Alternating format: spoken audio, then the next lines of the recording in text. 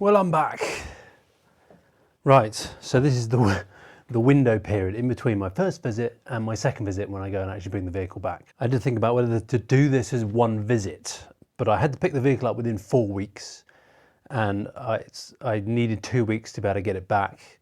So taking off 2 weeks from work with 2 weeks notice wasn't going to work. I also had to be back to do childcare for a specific week, which is the week I'm in right now.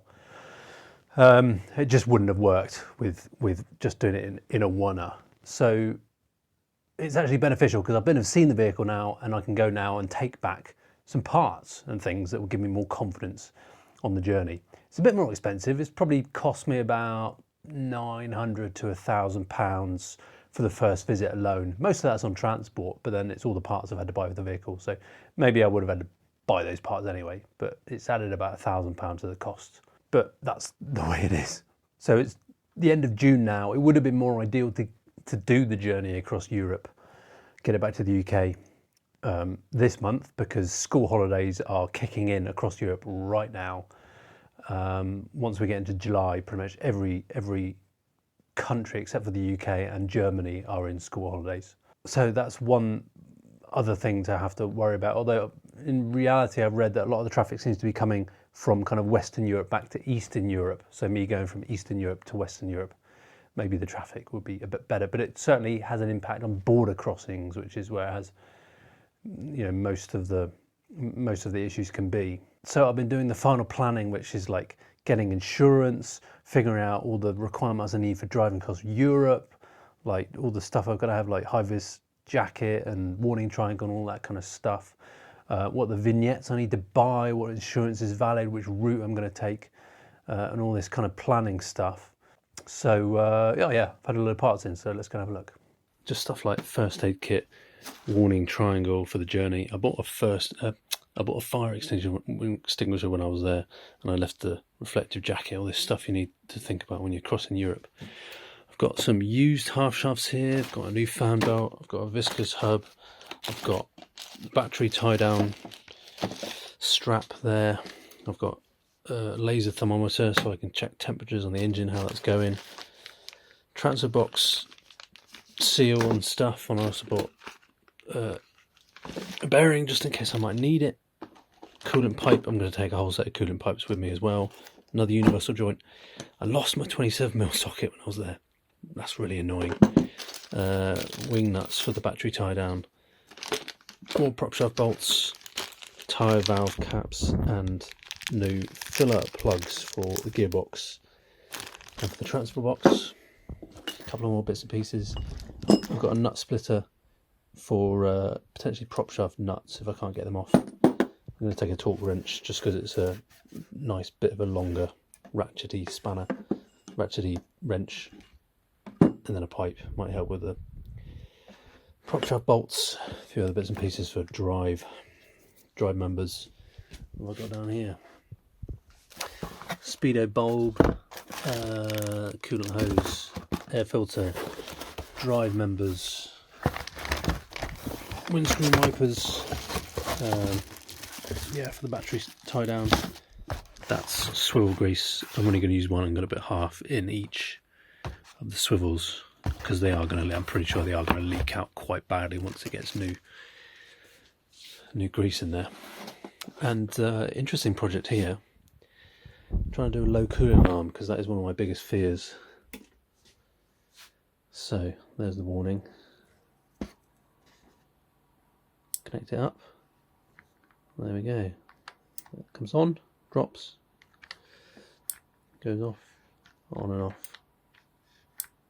And then breaking the wire also turns the warning light on. So I need to get this rigged up so that I can wire it up in the vehicle and have this. This is just an indicator bulb. Might have this, just hanging off the dashboard. So if that comes on, then it's a low coolant situation, because that is one of my biggest fears. This is a nice setup actually. I'm very pleased with this. So I'll be able to talk about this at another time. So for all those parts, I've actually got a second bag, which was quite economical. It's only another €45 to get a second bag of 23 kilos. So I've got 43 kilos of baggage that I take with me. So I'm going to max it out as much as possible. What I'm mostly worrying about is the cooling system. They are the original hoses. I'm driving through Central Europe or continental Europe the height of summer.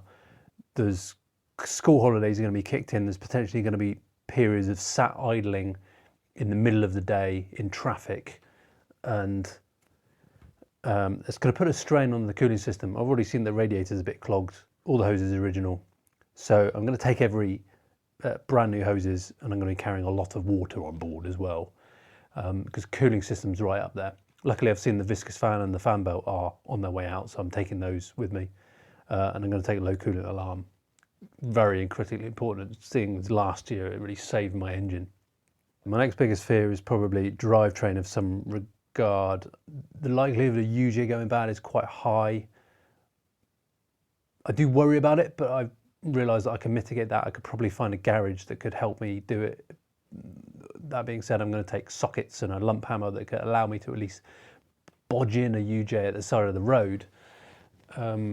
I've done UJs a lot before, and I know I can take the vehicle. I've had it in the UK where I've been on a long journey in the motorway, and like 15 miles from the end, I've had like a vibration and a horrible graunching, jangling noise coming on and off power. And that was a UJ that failed, so I had to take off the front prop at my destination, drive all the way hundreds of miles back home, just on rear prop and diff lock. So I've done that before. I know it's doable.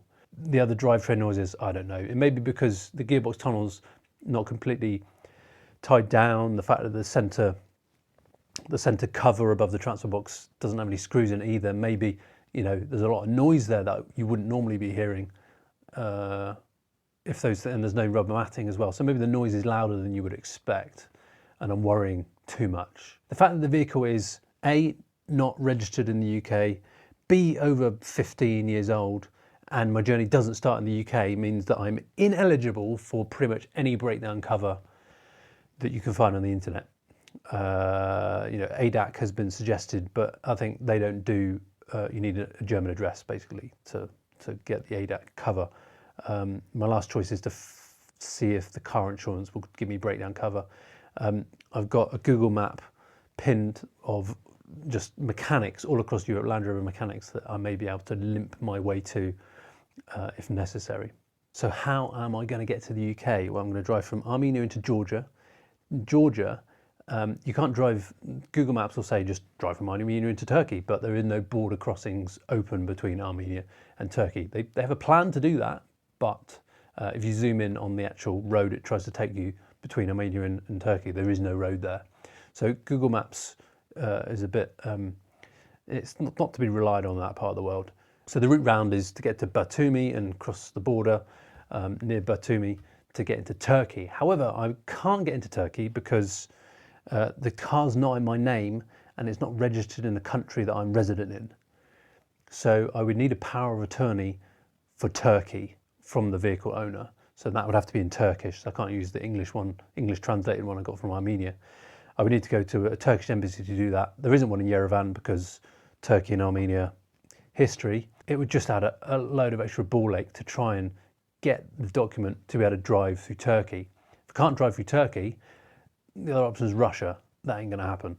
So luckily, there is a ferry from Georgia across the Black Sea to get to Bulgaria, which is the route I'm going to take.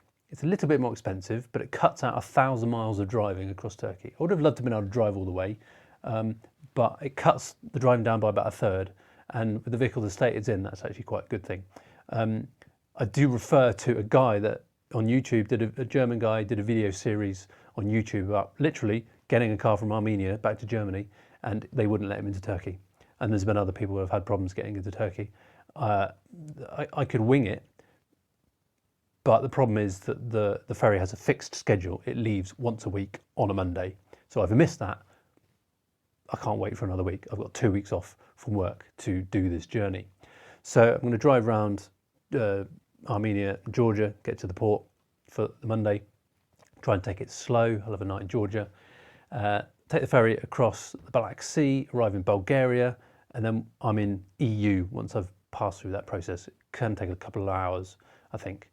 From there, I can either drive through Serbia, which is the most direct route, or up through Romania, which is a bit tricky going through Romania because there's only a couple of crossing points or bridges to get across the Danube into Romania, and then the roads in Romania are pretty slow and winding. was actually there earlier this year. Yeah, the roads are very, very slow. There's highways in certain places, but not on a particular route, kind of in this going through the southwest of Romania. Going through Serbia, not an issue in terms of insurance because you've got a green card, but it does mean you're technically going out of the EU and then back into the EU to come in at Slovenia or in Hungary. I think I'm going to go Romania. It's only a little bit longer. Google says it's like 3 hours longer. Not that that's to be relied on particularly, but it would mean I stay within the borders of the EU. It might be easier to get through to Schengen, and it cuts out a border crossing because that means I don't have to go Bulgaria, Serbia, Croatia, Slovenia, Austria. I just go Bulgaria, Romania, Hungary, and then into Austria that way. That route also going around, you're looking at this way, going around, coming into the eastern part of Austria in Vienna means that I don't have to cut through the Alps. I can stay in the lowlands of Austria. I don't really want to be pushing this vehicle up and over and through the mountains. That's the thing about older vehicles, and this is an older vehicle, even though the mileage is not huge for a Defender and it's relatively well looked after and fairly original, it's still old. And in my experience, and this has been borne out so many times, that if you take a vehicle outside of its comfort zone, aka the life that it's used to, problems are going to spring up.